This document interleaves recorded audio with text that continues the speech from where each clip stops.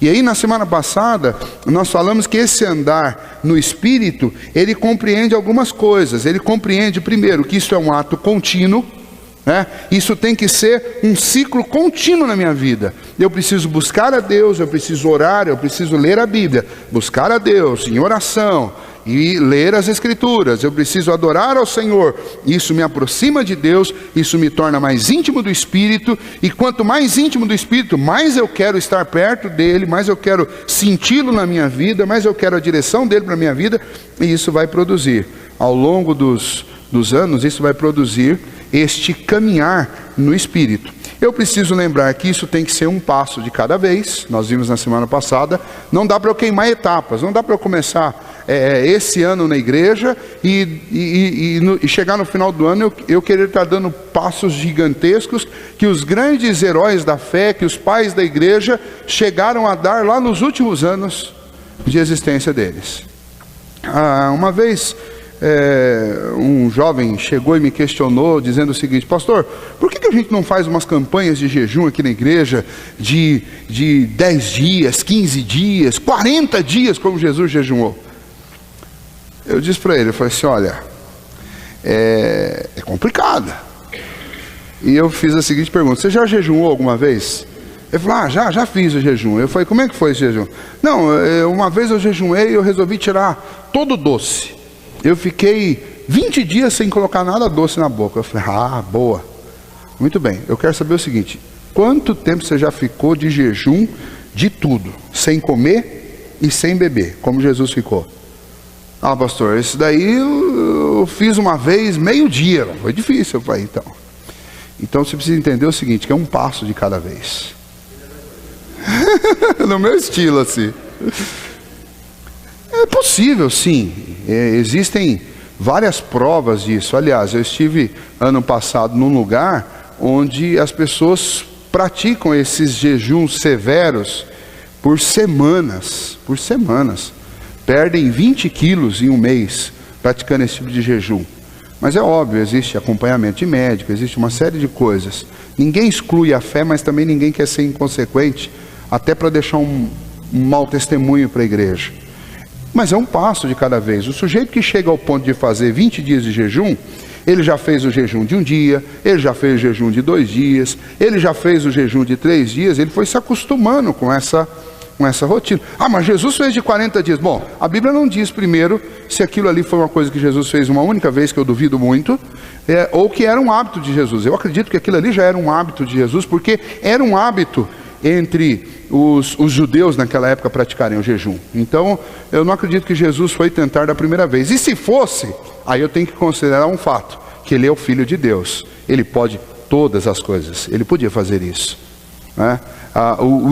A presença da divindade juntamente com a natureza humana de Jesus o capacitava a enxergar as delícias do céu, que ele conhecia muito bem, e ele podia convencer a sua carne a se privar dos prazeres momentâneos da carne, por causa do próprio conhecimento que ele tinha a respeito do céu e sabia o quanto era melhor. O nosso grande desafio em jejuar, por exemplo, é que nós não temos, a nossa falta de intimidade com Deus nos deixa tão distantes de vislumbrar o que é o céu, que a gente não consegue abrir mão dos prazeres da terra para buscar a Deus. Então nós estamos sempre com o estômago cheio de fome por aquilo que é da terra e com o espírito sofrendo de fome por aquilo que é do céu. Mas entre alimentar o espírito e alimentar a carne, a nossa opção é sempre por alimentar a carne. Mas voltando aqui, eu disse para aquele moço, eu falei assim: olha, vamos fazer o seguinte, vamos um passo de cada vez. Você quer jejuar? Vamos fazer um jejum, eu jejuo com você também. Na semana que vem vamos escolher um dia da semana, vamos fazer um jejum aí de 8 horas. Depois que a gente vencer essa etapa, no outro mês a gente faz um jejum de 12 horas. E aí nós vamos aumentando até a gente chegar lá. Topa? Topo, pastor. Estou esperando ele até hoje para fazer o jejum de 8 horas. Então, às vezes os cristãos, a gente tem essa ânsia de ver as coisas acontecerem e a gente quer começar do dia para a noite. Então a gente estava lá em Seul, e aí o grande a grande tentação de todos os 45 pastores que estavam lá é chegar na igreja e impor uma reunião de oração de 5 horas da manhã, como a gente viu lá. É uma tentação isso, porque eu não posso exigir de uma igreja inteira que venha orar 5 horas da manhã, se a gente não está disposto nem a orar 7 horas da manhã ou 6 horas da tarde ainda. É um passo de cada vez. Enquanto a gente não se convencer da necessidade de oração, não adianta eu vir propor para você fazer uma oração que é sacrificial, que vai exigir de você que você acorde 4h30 da manhã e venha para cá. Não adianta eu querer isso enquanto eu não estou pelo menos convencido. É um passo de cada vez. Então andar no Espírito é um passo de cada vez. Andar no Espírito é entender que existe, esse andar exige uma natureza cooperativa, ou seja, eu tenho que entender que é obra do Espírito Santo, ele me move em direção àquilo que é da vontade de Deus, mas também é atitude minha. Na salvação não tem cooperatividade, mas no andar, na santificação também não tem cooperatividade, mas no andar no Espírito tem. Porque o andar no Espírito, o Espírito Santo vai sugerir para você: Elieber, vamos orar? Vamos gastar um tempo em oração? E é o Elieber que vai decidir se ele vai parar para ouvir o que o Espírito está propondo ou não. Vamos ler a Bíblia? E o Espírito Santo faz. Se você lembrar um pouquinho, talvez do dia de hoje ou do dia de ontem, você vai ver que o Espírito Santo faz isso. A gente encontra com pessoas, o Espírito Santo toca no coração e fala: dê um negócio para essa pessoa. E a gente faz: a gente se faz de desentendido. Ou ore com tal pessoa. Às vezes a gente se faz desentendido. Então, o andar no Espírito é uma obra cooperativa. O Espírito Santo vai falar conosco. A questão é: eu estou ouvindo e estou atendendo?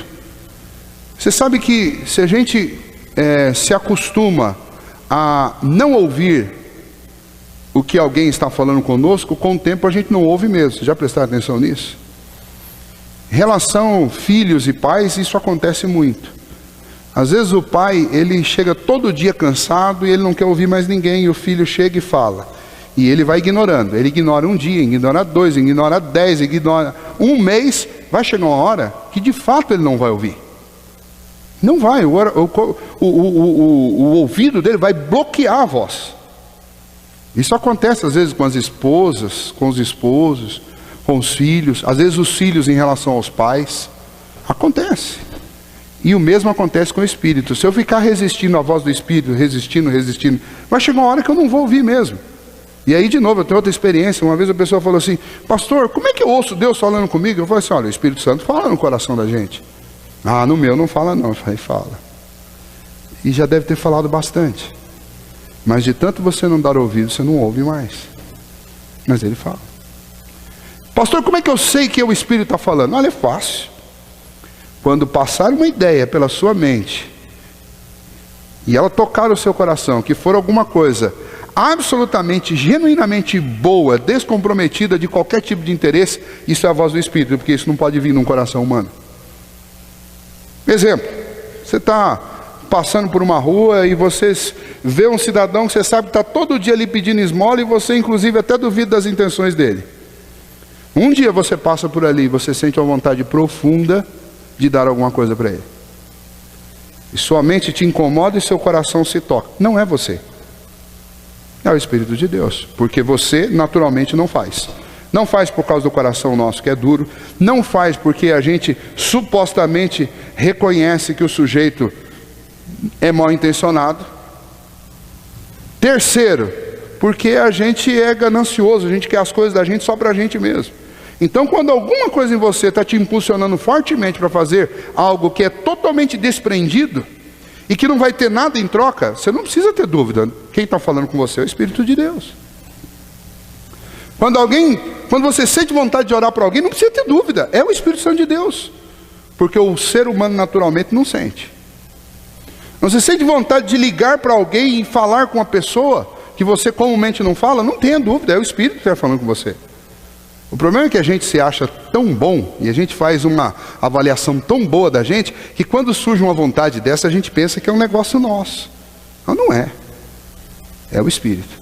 Agora, se eu não obedecer essa voz, não cooperar, vai chegar uma hora que eu não vou ouvir mesmo. Tudo na nossa vida a gente cauteriza. Se você começar a sentir uma dor no braço e essa dor se estender por mais de 45 dias, você não vai mais sentir. Simplesmente ela vai fazer tão parte da sua vida que você vai continuar sentindo, mas você não vai mais se incomodar com ela. Se você ficar mais de 30 segundos sentindo um cheiro ruim, ele já não vai te incomodar mais. Então você se acostuma com tudo na vida e você é capaz de ser... O ser humano é capaz de silenciar absolutamente qualquer coisa. Quando eu vou a São Paulo, e eu fico na casa, às vezes da minha sogra, às vezes do meu cunhado, e às vezes na casa do Marcelo, que é um grande amigo meu, às vezes do Adriano. Tem uma casa que é difícil dormir, é na casa do meu cunhado. Meu cunhado, ele mora numa rua que é terrível. É terrível, é terrível, é terrível. Parece que quando dá 10 horas da noite, o povo resolve andar com carro, nesse horário, e com um carro fazendo barulho. Os cachorros, parece que deu 6 horas da tarde, eles resolvem que todos vão latir.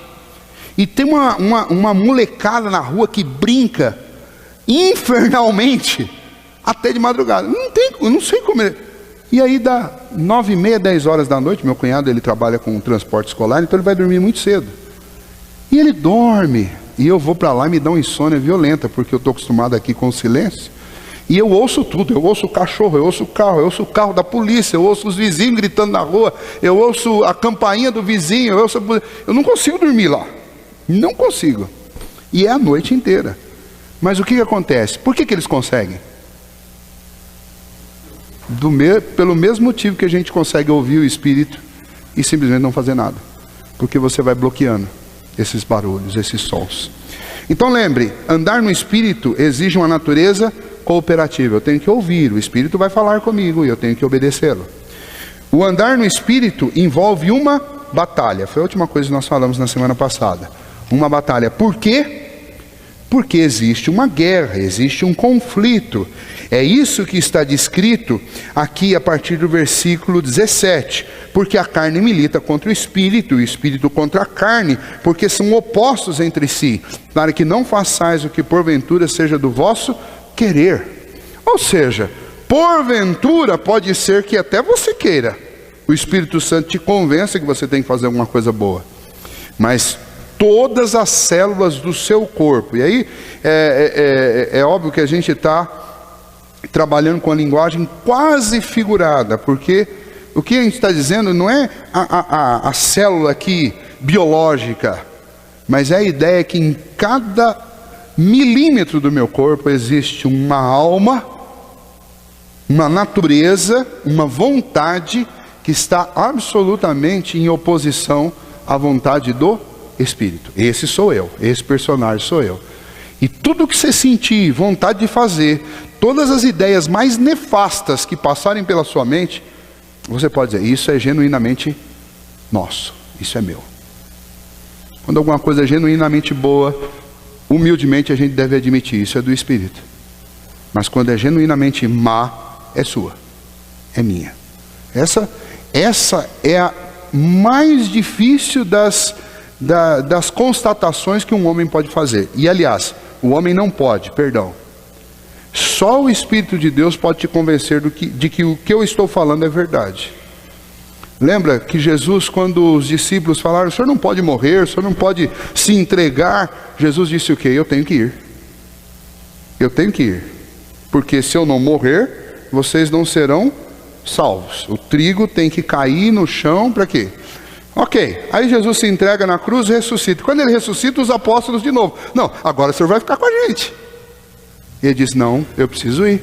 Porque se eu não for, o Espírito não vem. Mas como assim o Espírito? Nós já temos o Senhor. Eu imagino que alguém deve ter dito. Mas vocês precisam do Espírito. Porque o Espírito vai convencer o homem do pecado e do juízo. Em outras palavras, Jesus está dizendo assim, vocês não precisam só de uma obra de salvação. Vocês precisam também de uma obra de convencimento. Alguém precisa convencer vocês que vocês precisam da salvação que eu vim aqui realizar por vocês. Esse é o ponto. Então, quando eu falo sobre isso daqui, parece assustador. É assustador para mim até hoje. A minha conversão aconteceu na infância. Mas é assustador para mim até hoje, quando eu falo sobre isso. E o mais assustador é porque é real. Tudo que eu sinto vontade de fazer, que não é puro e que não é santo, é meu. É 100% meu. E tudo que eu sinto vontade de fazer que é puro e santo, não é meu, é do Espírito. É vontade de Deus, plantada dentro de mim pelo Espírito Santo de Deus. E reconhecer isso é absolutamente necessário para quê? Para que eu me engaje nessa luta e trabalhe com o Espírito Santo de Deus e busque andar no Espírito, porque senão eu vou constantemente satisfazer a vontade da carne, é o que Paulo está dizendo.